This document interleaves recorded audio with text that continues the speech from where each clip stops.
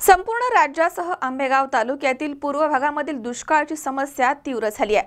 सध्या पिण्याच्या पाण्याची समस्या अजून गंभीर झाली नसली तरी जनावरांच्या चाऱ्याचा प्रश्न फारच गंभीर बनलाय। त्यामुळे अशा परिस्थितीमध्ये शेतकऱ्यांनी जनावरांसाठी पर्यायी चाऱ्याची व्यवस्था करण्यास आता सुरुवात केली आहे।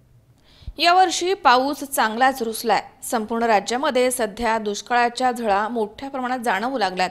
आंबेगाव तालुक्यामधील अनेक गावांमध्ये देखील दुष्काळानं चांगलाच हिसका दाखवलाय। पिण्याच्या पाण्याची समस्या सध्या तितकीशी गंभीर नसली तरी जनावरांच्या चाऱ्याची समस्या मात्र दिवसेंदिवस गंभीर बनत चालली आहे। चाराजन्य पिकांना भरण्यासाठी पाणी नसल्यामुळे शेतामधील उभी पिकं करपून गेली आहेत। अशा वेळी शेतकऱ्यांनी भाताची साळेजन्य झाडलेलं पीक ऊसाचे वाडे खाद्य स्वरूपामध्ये वापरण्यासाठी सुरुवात केली आहे। याबाबत शेतकऱ्यांनी सी24 तासशी बोलताना अधिक माहिती दिली आहे। अजून पावसाळा सुरू होण्यास खूप मोठा अवधी बाकी आहे। अशा वेळी येणारा हा कसोटीचा काळ बळीराजाचं कंबरडं मोडणार आहे हे मात्र नक्की। हा दुष्काळाचं सावट फार मोठं आहे। या दुष्काळाच्या सावटमध्ये माणसाला पिण्याचं थोडंफार पाणी आहे, परंतु ते येणाऱ्या काळामध्ये संपण्याची परिस्थिती आहे। खराब मेंढी काय प्रश्न आहे हा जनावरांच्या उपजीविकेचा प्रश्न। आज आम्ही हस्त नक्षत्रावरती आमची भिस्त होती। हस्त नक्षत्र कोरडं गेलं, चित्ता नक्षत्र कोरडं गेलं। आम्ही त्याच्या अगोदर कांदे लावले होते, परंतु हस्त नक्षत्र कोरडं गेल्यानंतर विहिरीला सुद्धा पाणी राहिलं नाही। आज रोजी कांदे जळून गेले, त्याच्यामध्ये बकरं आम्ही सोडलेली आहे। शेतकऱ्याला कोणत्याही प्रकारचा त्याच्यामध्ये रुपये फायदा नाही। त्याच्यामध्ये लागवड, रोपाची मजुरी हे संपूर्ण त्याच्यामध्ये तोट्यामध्ये शेतकरी आला। दुष्काळामध्ये 13 महिना म्हटलं जातं ते अशाच पद्धतीने ह्याच प्रकारे म्हटलं जातं, कारण पीक केलं त्याला मजुरी गेली, हातामध्ये काहीच राहिलेलं नाही। आणि आज दुसरा जो काय प्रश्न आहे हा जनावरांची उपजीविका कशा पद्धतीने करायची।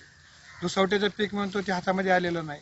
आणि आज याच्या पुढे जर ठरलं जून जुलैला पाऊस पडेल, सन 1919 सालाला पाऊस पडेल, पण ते बी शाश्वत नाही। जर पडला तर ठीक, पण आज रोजी जनावरं पोहोचवण्याकरता शेतकऱ्यावर कोणताही चारा उपलब्ध नाही।